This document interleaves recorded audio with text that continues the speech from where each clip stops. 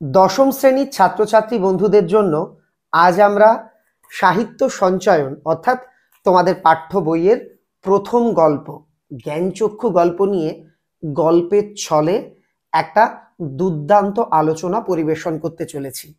গল্পের বিষয়বস্তু, doubt clearing, শব্দের মানে এগুলো যেমন আজকের এই ভিডিওতে তোমাদের সামনে তুলে ধরবো, তেমনি লাইন ধরে ধরে গল্পটা পড়িয়ে দেব এবং জানিয়ে দেব এই গল্পের কোন কোন জায়গা থেকে শর্ট প্রশ্ন, মাঝারি প্রশ্ন কিংবা বড় প্রশ্ন আসতে পারে সে সম্পর্কে সমস্ত তথ্য। তোমরা তাই আজকের ভিডিওটা সম্পূর্ণ দেখো। ভিডিও না বলে বলা ভালো, আজকের এই অনলাইন ক্লাসটা মনোযোগ দিয়ে করো। এই ভিডিওটা একটুও না কেটে বুঝে বুঝে এক দুবার দেখো। আমি তোমায় এটুকু কথা দিতে পারি, এই গল্পটা তোমার কাছে পুরো জলের মতো সহজ হয়ে যাবে। ভিডিওটা বা ক্লাসটা ভালো লাগলে লাইক করে দিও। আমাদের চ্যানেলে নতুন হয়ে থাকলে চ্যানেলটাকে সাবস্ক্রাইব করে সম্রাট এক্সক্লুসিভের এই বিরাট পরিবারের সদস্য হয়ে যেতে পারো। আমি তোমাদের অপেক্ষাতেই রয়েছি। শুরু হচ্ছে মূল আলোচনা। গল্পের নাম জ্ঞানচক্ষু, লিখেছেন আশাপূর্ণা দেবী। প্রথমেই তোমাদের মনে একটা প্রশ্ন জাগছে, আচ্ছা জ্ঞানচক্ষু মানে কি? বিষয়টা একটু সহজে তোমাদের বলি। তুমি যদি বাংলা অভিধান বই খোলো তাহলে দেখতে পাবে জ্ঞানচক্ষু শব্দের অর্থ হলো অন্তর্দৃষ্টি বা বোধোদয়। তুমি বলবে যে এ আবার কি, এটাও তো বুঝতে পারছি না। আরো সহজে বলি, ধরো একটি বিষয় নিয়ে তুমি ভুল কিছু ভাবতে, সেই ভুল ভেঙে গিয়ে নবচেতনার উন্মেষ ঘটলে, তুমি সঠিক তথ্য জানতে পারলে, স্পষ্ট জ্ঞান লাভ করতে পারলে, সেটাই হলো তোমার জ্ঞানচক্ষুর উন্মিলন। একটা উদাহরণ দিয়ে বিষয়টাকে আরো সহজ করে দিই। তুমি জানতে তোমার বন্ধু খুব ভালো ছেলে, খুব শান্ত ছেলে। একদিন জানলে সে মোটেই শান্ত নয়, সে মোটেই ভালো ছেলে নয়, সে দুষ্টু ছেলে, সে অনেক অনেক অন্যায় করেছে। তাহলে কি হবে? তার সম্পর্কে তোমার যে পূর্বতন ধারণা ছিল সেটা ভেঙে গিয়ে তুমি নতুন চেতনা লাভ করবে, স্পষ্ট জ্ঞান লাভ করবে। এটাই হলো তোমার জ্ঞানচক্ষুর উন্মিলন। আশা করি বিষয়টা বোঝাতে পেরেছি। গল্প নিয়ে গল্প শুরু করার আগে তোমাদের বলে দিই, গল্পটি নেওয়া হয়েছে কুমকুম এই গল্প সংকলন থেকে। আমাদের গল্পের কেন্দ্রীয় চরিত্র, প্রধান চরিত্র যাকে অবলম্বন করে এই জ্ঞানচক্ষু গল্প, তার বয়স কিন্তু তোমার থেকেও অনেক কম। গল্পে স্পষ্টভাবে তার সম্পর্কে কিছু লেখা না থাকলেও আমরা গল্প পড়ে এটুকু বুঝতে পারি সে মোটামুটি 7-8-এ পড়ে এমন একটি ছেলে, যার নাম তপন। সে মামা বাড়িতে এসেছে মাসির বিয়ে উপলক্ষে। এসে দেখছে তার নতুন মেসোমশাই, যার সঙ্গে মাসির বিয়ে হলো সবে সবে, তিনি একজন নামকরা লেখক। তপন এতদিন ভাবতো লেখক মানে আকাশ থেকে পড়া জীব, ভিন গ্রহের প্রাণী, কোনো এলিয়েন্ট বা অন্যরকম কিছু। কিন্তু দেখছে না, এই লেখক মেশো তো আমার বাবা কাকা মামার মতো, সিগারেট খায়, ভাত খায়, স্নান করে, দাড়ি কামায়। তার মানে লেখকেরাও সাধারণ মানুষ। এটা তপন বুঝতে পেরে তপন ভাবলো, মেশো যখন গল্প লিখতে পারে আমিও পারবো। সে একটা গল্প লিখলো, তার মেশো সেই গল্প পড়ে ভূয়সী প্রশংসা করলো, বলল তপন তোমার গল্প আমি ছাপিয়ে দেব। এরপর বহুদিন অতিবাহিত হলো, তপনের গল্প আর ছাপা হচ্ছে না। এর মধ্যে ঘটে গেল এক অলৌকিক ঘটনা। কি ঘটেছে? সত্যিই কি গল্প ছাপা হলো? গল্প ছাপা হলে নিশ্চয়ই তপন খুব আনন্দ পাবে। শেষে কি হলো তপনের, সেটা জানাবো আজকের এই গল্পে। শুরু করছি মূল আলোচনা। কথাটা শুনে তপনের চোখ মার্বেল হয়ে গেল। মার্বেল মানে গুলির মতো গোল গোল হয়ে গেল। নতুন মেসোমশাই মানে যার সঙ্গে এই কদিন আগে তপনের ছোট মাসির বিয়ে হয়ে গেল দেদার ঘটাপাটা করে, সেই তিনি নাকি বই লেখেন। সেসব বই নাকি ছাপাও হয়। অনেক বই ছাপা হয়েছে মেশোর। তপন যখন শুনতে পারল কিছুদিন আগে দেদার ঘটাপাটা মানে খুব ধুমধাম করে যে ভদ্রলোকের সঙ্গে তপনের মাসির বিয়ে হয়েছে, অর্থাৎ যিনি তপনের ছোট মেসোমশাই, তিনি নাকি লেখক, তার লেখা নাকি অনেক বই রয়েছে। এই কথাটা শুনে তপনের চোখ বিস্ময়ে মার্বেল হয়ে গেল। এখান থেকে একটা এসএকিউ প্রশ্ন কিন্তু পরীক্ষাতে খুব আসে। কথাটা শুনে তপনের চোখ মার্বেল হয়ে গেল। কোন কথা শুনে তপনের চোখ মার্বেল হলো? নিচের 2 লাইন থেকে তোমাকে কিন্তু সেই প্রশ্নের উত্তরটা লিখতে হবে। তার মানে তপনের নতুন মেসোমশাই একজন লেখক, সত্যিকারের লেখক। জলজ্যান্ত একজন লেখককে এত কাছ থেকে কখনো দেখেনি তপন। দেখা যায় তাই জানতো না। আমার প্রশ্ন, দেখা যায় তাই জানতো না, কে কি জানতো না? তপন জানতো না যে একজন লেখককেও এত কাছ থেকে দেখা যায়। লেখকেরা যে তপনের বাবা, ছোট মামা বা মেজো কাকুর মতো মানুষ, এ বিষয়ে সন্দেহ ছিল তপনের। এই লাইনটা তুলেও কিন্তু এসএকিউ করা হয়। এ বিষয়ে সন্দেহ ছিল তপনের। কোন বিষয়? লেখকেরাও যে তপনের বাবা, ছোট মামা বা মেজো কাকুর মতো সাধারণ মানুষ হতে পারে, এ বিষয়ে তপনের মনে সন্দেহ ছিল।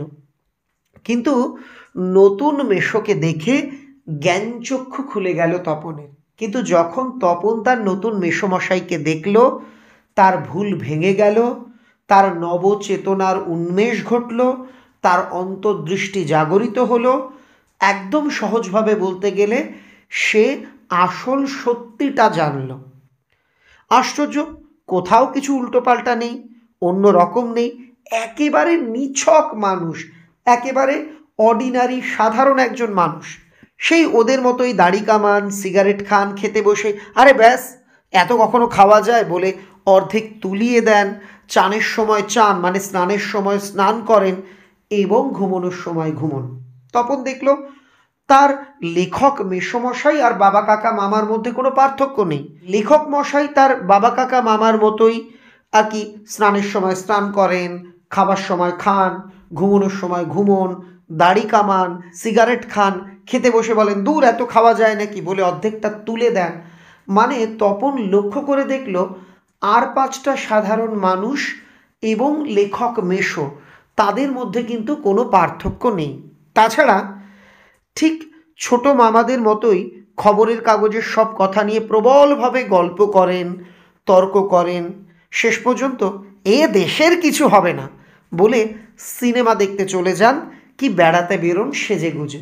তপন লক্ষ্য করে দেখেছে তপনের ছোট মামা যেমন খবরের কাগজের বিষয় নিয়ে তর্ক করেন, গল্প করেন, এই লেখক মেশোও তাই করেন এবং শেষ পর্যন্ত বলেন দূর এ দেশের কিছু হবে না বলে তিনি সিনেমা দেখতে চলে যান কিংবা ঘুরতে বেরিয়ে যান। এখান থেকে একটা লাইন দেয়, এ দেশের কিছু হবে না। বক্তব্যটি কার? উত্তর, তপনের লেখক মেসোমশাই বা তপনের ছোট মেসো বা তপনের নতুন মেসো, তিনজনই কিন্তু একই ব্যক্তি। মামাবাড়িতে এই বিয়ে উপলক্ষেই এসেছে তপন। আমি এই প্রশ্নের উত্তরটা বলবো না, তোমরা আমাকে কমেন্টে লিখে জানাও তো এই বিয়ে বলতে কার বিয়ে বা কার বিয়ে উপলক্ষে তপন তার মামাবাড়িতে এসেছে। আর ছুটি আছে বলেই রয়ে গেছে। ওদিকে মেসোর নাকি গরমের ছুটি চলছে, তাই মেসো শ্বশুর বাড়িতে এসে রয়েছেন কদিন। ঘটনাটা কি হয়েছে? তপন তার মাসির বিয়ে উপলক্ষে মামাবাড়িতে এসেছে। তপনের স্কুলে তখন গরমের ছুটি চলছে, তাই তপন কিছুদিন মামাবাড়িতে রয়ে গেছে। আর তোমরা লক্ষ্য করে দেখবে যখন কোনো মেয়ের বিয়ে হয়ে যায় সে সেই দিন বা তার পরের দিন বাপের বাড়ি থেকে শ্বশুর বাড়িতে চলে যায়, আবার কিছুদিন পরে অষ্টমঙ্গলাতে ফিরে আসে। এক্ষেত্রেও তাই হয়েছে। তপনের মাসিকে বিয়ে করে মেসো নিজের বাড়িতে নিয়ে গেছিলেন, আবার মেসো ফেরত এসছেন। তাই অহরহ মানে দিন রাত জলজান্ত একজন লেখককে দেখবার সুযোগ হবেই তপনের। এজন্য একদিকে তার লেখক মেসোও রয়েছে শ্বশুর বাড়িতে আর সেই বাড়িতেই তপন রয়েছে, তাই দিনরাত একজন জলজ্যান্ত লেখককে দেখার সুযোগ সে পেয়ে গেছে। আর সেই সুযোগেই দেখতে পাচ্ছে তপন লেখক মানে কোনো আকাশ থেকে পড়া জীব নয়, তপনদের মতোই মানুষ। তপন এতকাল মনে করত লেখক মানে বুঝি আকাশ থেকে পড়া কোনো জীব, মানে ভিন গ্রহের কোনো প্রাণী বা এলিয়েন্ট। কিন্তু মেশোকে দেখবার পর সে বুঝতে পারল না, লেখকেরাও আর পাঁচটা সাধারণ মানুষের মতো মানুষ হতে পারে। তবে তপনেরই বা লেখক হতে বাধা কি? তপন মনে মনে ভাবল, বাহ, আমার লেখক মেশো সাধারণ মানুষ, তবু তিনি লিখতে পারেন। আমিও তো সাধারণ মানুষ, আমার লেখক হতে বাধা কি? আমার গল্প কবিতা লিখতে বাধা কি? এবার গল্পটাকে এখানে স্টপ করো, একটু পরের পৃষ্ঠা থেকে আমরা গল্পটা পড়ব, তাহলে তোমাদের বুঝতে সুবিধে হবে। আর যে অংশটা বাকি থাকলো সেটা আবার একটু পরে পড়ব। তোমরা দেখো কিভাবে গল্পটা মিলে যাবে। তোমরা এই পৃষ্ঠাটা উল্টে চলে যাও পরের পৃষ্ঠাতে, এখান থেকে পড়ো। এই কথাটাই ভাবছে তপন রাত দিন। ছেলেবেলা থেকে তো রাশি রাশি গল্প শুনেছে, আর এখন তো বস্তা বস্তা পড়ছে। কাজেই গল্প জিনিসটা যে কি সেটা তো জানতে বাকি নেই। তপন সারাদিন ভাবছে কোন কথাটা, আরে আমি ছোটবেলায় কত গল্প শুনেছি, এখন তো স্কুলে গাদা গাদা গল্প পড়ি, কাজে গল্প জিনিসটা কি সে আমি খুব ভালো করেই বুঝি। শুধু এটাই জানা ছিল না, কার কি জানা ছিল না, সেটা এমনই সহজ মানুষ লিখতে পারে। তপনের জানা ছিল না গল্প জিনিসটা এত সহজ যে মানুষ লিখতে পারে। নতুন মেশোকে দেখে জানলো সেটা। নতুন মেশোকে দেখে কে কি জানলো? তপন জানলো গল্প লেখা অত্যন্ত সহজ কাজ, মানুষ গল্প লিখতে পারে। তবে আর পায় কে তপনকে? দুপুরবেলা সবাই যখন নিথর নিথর, তখন তপন আস্ত একটি খাতা আর কলম নিয়ে 3 তলার সিঁড়িতে উঠে গেল। তোমরা বিশ্বাস করবে কিনা জানি না, এক আসনে বসে লিখে ফেললো আস্ত একটা গল্প। দুপুরবেলা সবাই যখন নিথর নিস্তব্ধভাবে ঘুমোচ্ছে, তখন তপন কি করলো, একটা খাতা আর কলম নিয়ে মামা বাড়ির ছাদের 3 তলার সিঁড়িতে উঠে গেল। আর এক আসনে বসে, মানে একভাবে বসে, মানে একবার লিখতে গিয়ে উঠলো আবার বসলো, একটু মোড়ামুড়ি করলো, এমন নয়, একভাবে বসে লিখে ফেললো একটা আস্ত গল্প। এখানে একটা কথা দেখো ব্র্যাকেটের মধ্যে আছে, হোম টাস্কের খাতা আর কি, বিয়ে বাড়িতেও যেটি মা না আনিয়ে ছাড়েননি। প্রশ্ন, বিয়ে বাড়িতে মা কি না আনিয়ে ছাড়েননি? তপনের হোম টাস্কের খাতা। প্রশ্ন, তপন কখন গল্প লিখেছিল? দুপুর বেলাতে। আরও প্রশ্ন হতে পারে, তপন কোথায় বসে গল্প লিখেছিল? মামার বাড়ির ছাদের 3 তলার সিঁড়িতে। লেখার পর যখন পড়লো, গায়ে কাঁটা দিয়ে উঠল তপনের, মাথার চুল খাড়া হয়ে গেল। কখন তপনের মাথার চুল খাড়া হলো বা গায়ে কাঁটা দিল? একই উত্তর হবে, নিজে এক আসনে বসে একটি গল্প লিখবার পর যখন সেই গল্পটি সে পড়ছে, উত্তেজনায় তার গায়ে কাঁটা দিয়ে উঠলো কিংবা চুল খাড়া হয়ে গেল। এ কি ব্যাপার? এই যে সত্যি হুবহু গল্পের মতোই লাগছে, তার মানে সত্যিই একটা গল্প লিখে ফেলেছে তপন। তার মানে তপনকে এখন লেখক বলা চলে? তপন একা একা ভাবছে, আরে আমি কি করলাম? আমি কি তবে একটা সত্যি সত্যি লেখক হয়ে গেলাম? হঠাৎ ভয়ানক একটা উত্তেজনা অনুভব করে তপন, মানে আনন্দ, উদ্দীপনা, আর দূর দূরিয়ে মানে হুড়মুড় করে নিচে নেমে এসে ছোটো মাসিকে বলে, ছোটো মাসি, একটা গল্প লিখেছি। তপন নিজের লেখা গল্পের কথা সর্বপ্রথম কাকে জানায়? ছোটো মাসিকে। ছোটো মাসিও চিরকালের বন্ধু। তপনের চিরকালের বন্ধুকে তার ছোটো মাসি। বয়সে বছর 8 বয়সে বছর 8 বড় হলেও সমবয়সী। মানে তপন আর তার ছোটো মাসির মধ্যে বয়সের ব্যবধান 8 বছর ছিল, তবু তারা সমবয়সীর মতো মেশে। কাজেই মামার বাড়ি এলে সব কিছুই ছোটো মাসির কাছে। তাই এই ভয়ানক আনন্দের খবরটা ছোটো মাসিকে সর্বাগ্রে দিয়ে বসে। ভয়ানক আনন্দের খবর কি? তপন একক প্রচেষ্টায় বা নিজের প্রচেষ্টায় একটি আস্ত গল্প লিখেছে, এই আনন্দের খবর।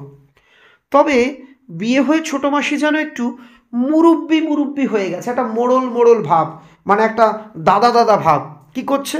তাই গল্পটা সবটা না পড়েই একটু চোখ বুলিয়ে বেশ পিঠ চাপড়ানোর সুরে, মানে বেশ প্রশংসার সুরে বলেন, ও মা, এ তো বেশ লিখেছিস রে, কোনোখান থেকে টুকলিফাই করিস নি তো? আর মাসি বলছে ভালো হয়েছে, তা কোনো জায়গা থেকে গল্পটা টুকে দিসনি তো? ছোট মাসি ভালো হবে না বলছি।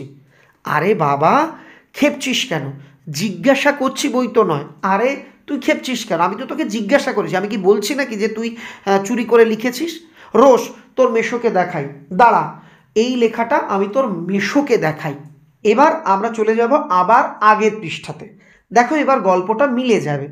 মেশোকে দেখাইয়ের পর চলে যাব আমরা আগের পৃষ্ঠায়, যে পর্যন্ত গল্পটা পড়েছিলাম। তোর মেশোকে দেখাই।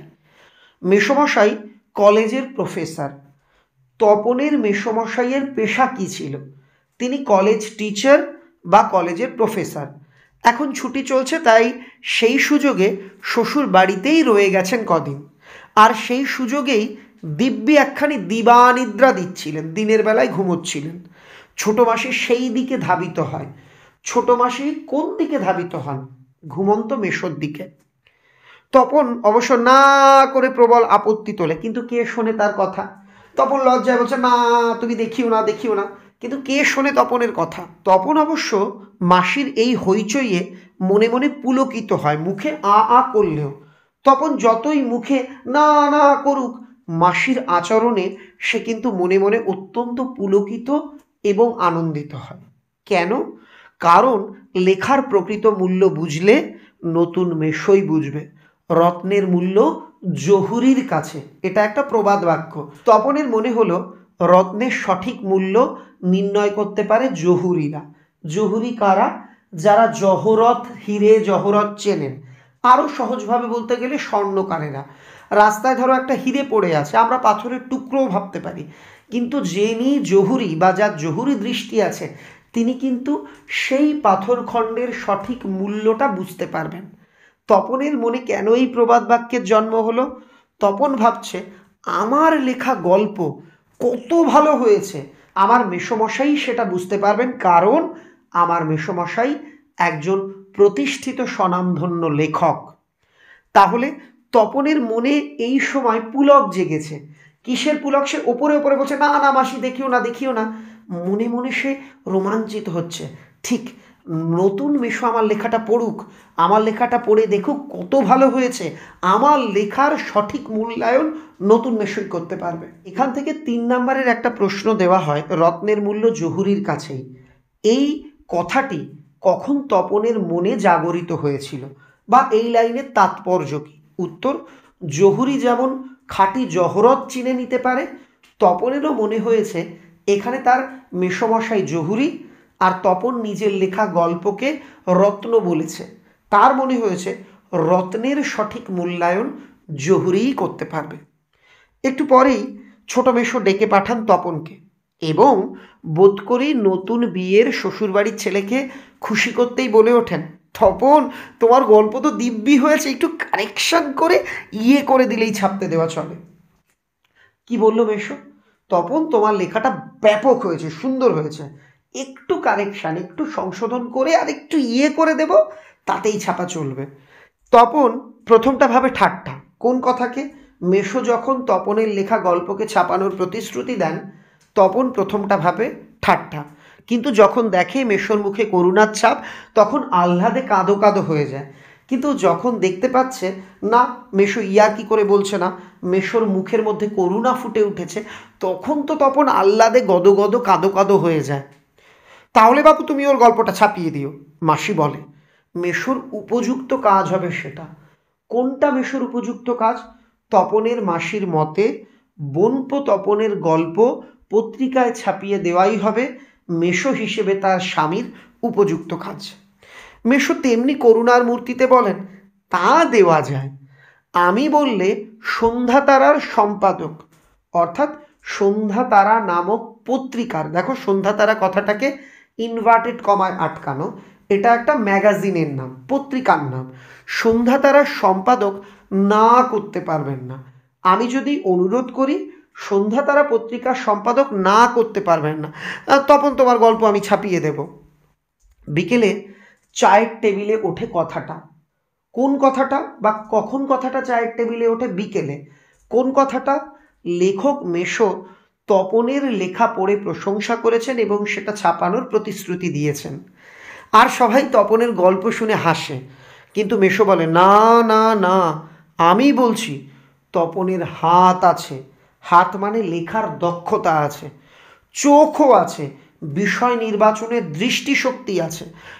নচেত এই বয়সের ছেলেমেয়েরা গল্প লিখতে গেলেই তো হয় রাজা রানীর গল্প লেখে, নয়তো খুন জখম, অ্যাক্সিডেন্ট, অথবা না খেতে পেয়ে মরে যাওয়া, এইসব মাল মশলা নিয়ে বসে। তপন যে সেদিকে যায়নি, ও শুধু ওর ভর্তি হওয়ার দিনের অভিজ্ঞতা আর অনুভূতির বিষয় নিয়ে লিখেছে। এটা খুব ভালো, ওর হবে, ওর হবে। কার কি হবে? তপনের দ্বারা লেখালেখি হবে। মেশো বললেন, দেখো, তপনের বয়সী ছেলেমেয়েরা গল্প লিখতে গেলেই রাজা রানী, খুন জখম, অ্যাক্সিডেন্ট, না খেয়ে মরা, এইসব চিরাচরিত টপিক, কমন বিষয় নিয়ে গল্প লেখে। তপন কিন্তু অভিনবত্বের পরিচয় দিয়েছে। সে কি করেছে? স্কুলে ভর্তির প্রথম দিনের অভিজ্ঞতা, অনুভূতি নিয়ে গল্প লিখেছে। এটা খুব ভালো। তপন বিহল দৃষ্টিতে তাকায়। তপন অবাক, বিহল হয়ে তার মেশোর দিকে তাকায়। তারপর ছুটি ফুরলো, মেশো গল্পটি নিয়ে চলে গেলেন। তপন কৃতার্থ হয়ে বসে বসে দিন গোনে। আর তপন কি করতে লাগলো? দিন গুনতে লাগলো কবে তার গল্প ছাপা হবে। তারপর আমরা এই অংশটা পড়েছিলাম। এই অংশটা যে পর্যন্ত পড়েছি তারপর থেকে পড়ব।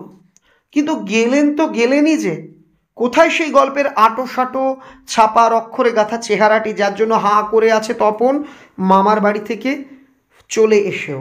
অর্থাৎ তপন বাড়িতে ফিরে এসছে, হাঁ করে রয়েছে যে কবে আমার গল্প ছাপা হবে, কবে আমি ছাপার আটো সাটো অক্ষরে আমার লেখা গল্প দেখতে পাবো। এদিকে বাড়িতে তপনের নাম হয়ে গেছে কবি, সাহিত্যিক, কথাশিল্পী। বাড়িতে তপনের কি নাম হয়েছে?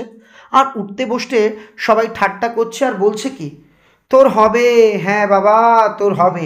ওই মেশো যে কথাটা বলেছিল সেটাই সবাই ব্যঙ্গ করে তপনকে বলতে লাগলো।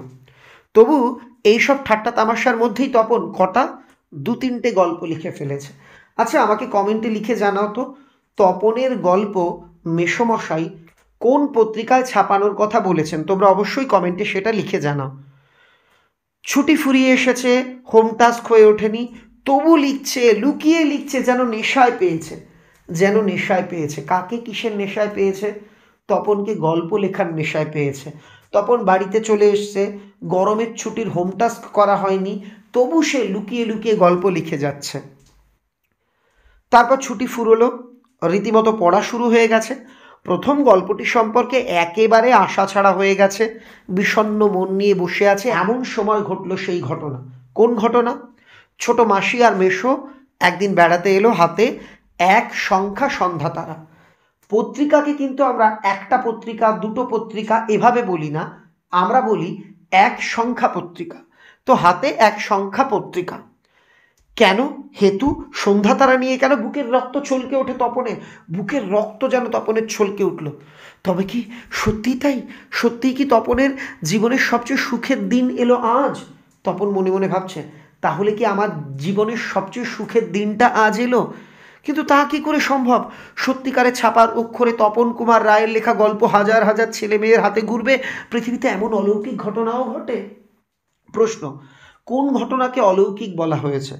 তপন ভাবছে, আমার মতন একটা বাচ্চা ছেলের লেখা গল্প পত্রিকায় ছাপা হবে, সেই পত্রিকা হাজার হাজার ছেলের হাতে ঘুরবে, এটা কি সম্ভব? এমন অলৌকিক ঘটনাও কি ঘটতে পারে? তা ঘটেছে, সত্যিই ঘটেছে। সূচিপত্রেও নাম রয়েছে। সূচিপত্রে কি লেখা রয়েছে? প্রথম দিন গল্প, শ্রী তপন কুমার রায়। সারা বাড়িতে শোরগোল পড়ে যায়। কেন? তপনের গল্প ছাপা হয়েছে এই সংবাদে। তপনের লেখা গল্প পত্রিকায় ছাপা হয়েছে, ওর লেখক মেশো ছাপিয়ে দিয়েছে।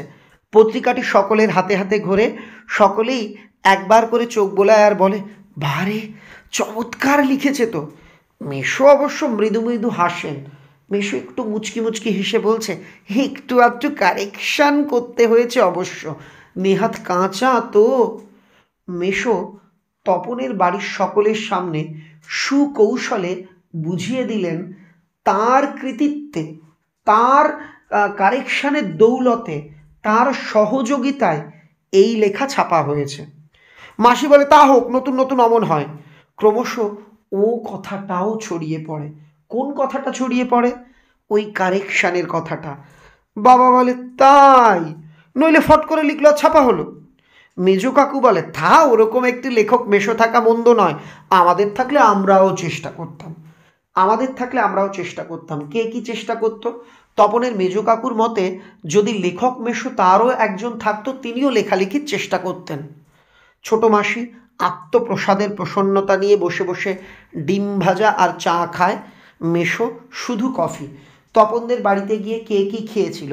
মাসি আত্মপ্রসাদের প্রসন্নতা, যে আমি যে কাজটা করতে চেয়েছিলাম, আমার বোনপোর লেখা গল্প ছাপাতে পেরেছিলাম, এতে আমরা সাকসেস হয়েছি, সেই আনন্দে তপনের মাসি চা আর ডিম অমলেট খাচ্ছে, আর মেশো তপনদের বাড়িতে গিয়ে শুধু কফি খেলেন। আজ আর অন্য কথা নেই, শুধু তপনের গল্পের কথা আর তপনের নতুন মেশোর মহত্বের কথা। উনি নিজে গিয়ে না দিলে সন্ধ্যা তারা সম্পাদক তপনের গল্প কোড়ে আঙুল দিয়েও ছুতো।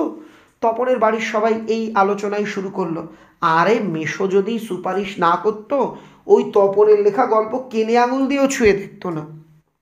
তপন যেন কোথায় হারিয়ে যায় এই সব কথার মধ্যে। মানে তপনের প্রশংসা কেউ করছে না, তপনকে বাহবা কেউ দিচ্ছে না, সবাই তপনের কৃতিত্বকে ছোট করে তপনের মেশোর কৃতিত্বের আর কি গুণগান গাইছে। এই কারণে তপন মুষড়ে পড়ল। গল্প ছাপা হলে যে ভয়ঙ্কর আহ্লাদ হওয়ার কথা, সে আহ্লাদটা সে খুঁজে পায় না। অনেকক্ষণ পর মা বলে, কই তুই নিজের মুখে একবার পড় তো শুনি, বাবা তোর পেটে পেটে এত। তপনের মা বলছে, উরি বাবা তোর এত প্রতিভা ছিল, নিয়ে নে পড় একটু শুনি। এতক্ষণে বইটা নিজের হাতে পায় তপন। মা বলে, কই পড়, লজ্জা কি, পড় সবাই শুনি। তপন লজ্জা ভেঙে পড়তে যায়, কেশে গলা পরিষ্কার করে, কিন্তু এ কি, এসব কি পড়ছে তপন? এ কার লেখা? প্রত্যেকটি লাইনই তো নতুন, আনকোরা, তপনের অপরিচিত। মানে প্রত্যেকটা লাইন আলাদা, একটাও তপনের লেখা লাইন নয়, সব অন্য রকম। এর মধ্যে তপন কোথা? তার মানে মেশো তপনের গল্পটিকে আগাগোড়াই কারেকশান করেছেন, অর্থাৎ নতুন করে লিখেছেন নিজের পাকা হাতের কলমে। তপন আর পড়তে পারে না, বোবার মতো বসে থাকে, তারপর ধমক খায়, কী রে তোর দেখি পায়া ভারী হয়ে গেল, সবাই শুনতে চাইছে তবু পড়ছিস না, নাকি অতি আহ্লাদে বাক্য হরে গেল? মা এবার রেগে রেগে বলছে, এই তোর কি পায়া ভারী হয়ে গেল? পায়া ভারী একটা বাগধারা বা প্রবাদ, এর অর্থ হলো অহংকার বা গুমর। বলছে, কি রে তোর কি অহংকার হয়ে গেল, নাকি আহ্লাদের চোটে বাক্য হরে গেল, নাকি আহ্লাদের চোটে কিছু বলতেই পারছিস না? তপন গড়গড়িয়ে পড়ে যায়। তপনের মাথায় ঢোকে না সে কি পড়ছে, তবু ধন্যি ধন্যি পড়ে যায়। আর এক একবার রব ওঠে, তপনের লেখক মেশো তপনের গল্প ছাপিয়েছে। তপন বইটা ফেলে রেখে চলে যায়। তপন ছাতে উঠে শার্টের তলাটা তুলে চোখ মোছে। তপনের মনে হয় আজ তার জীবনের সবচেয়ে দুঃখের দিন। কেন তা সে জানে না। তপন যে দিনটা তার মনে হয়েছিল আজ তার স্বপ্ন পূরণের দিন, আজ তার সবচেয়ে আনন্দের দিন, কিন্তু এখন মনে হচ্ছে দিনটা তার জীবনের সবচেয়ে দুঃখের দিন। কারণ তার সঙ্গে প্রতারণা করা হয়েছে। মেসোমশাই তপনের গল্প বাদ দিয়ে নিজের লেখা গল্পকে তপনের নাম দিয়ে চালাচ্ছেন। অন্যের করুণার পাত্র হয়ে তপন কিন্তু দুঃখে ভেঙে পড়ল। শুধু এই দুঃখের মুহূর্তে গভীরভাবে সংকল্প করে তপন। তপন একটা প্রতিজ্ঞা বা সংকল্প করে, কি, যদি কখনো লেখা ছাপতে দেয় তপন নিজে গিয়ে দেবে, নিজের কাঁচা লেখা ছাপা হয় হোক, না হয় না হোক। তপনকে যেন আর কখনো শুনতে না হয় অমুক তপনের লেখা ছাপিয়ে দিয়েছে। আর তপনকে যেন নিজের গল্প পড়তে বসে অন্যের লেখা লাইন পড়তে না হয়। তার চেয়ে দুঃখের কিছু নেই, তার চেয়ে অপমানের। গল্পটা শেষ হলো, রয়ে গেল এর রেশ, রয়ে গেল কিছু প্রশ্ন। আচ্ছা, জ্ঞানচক্ষু কেন এই গল্পের নাম? একদম গল্পের প্রথম দিকে লেখা আছে, তপন যখন জানতে পারলো লেখক মেশো তার বাবা কাকার মতো সাধারণ মানুষ, তখন তার জ্ঞানচক্ষু উন্মিলিত হলো। এটা ঠিক, কিন্তু গল্পের নামটা অন্য কারণে জ্ঞানচক্ষু।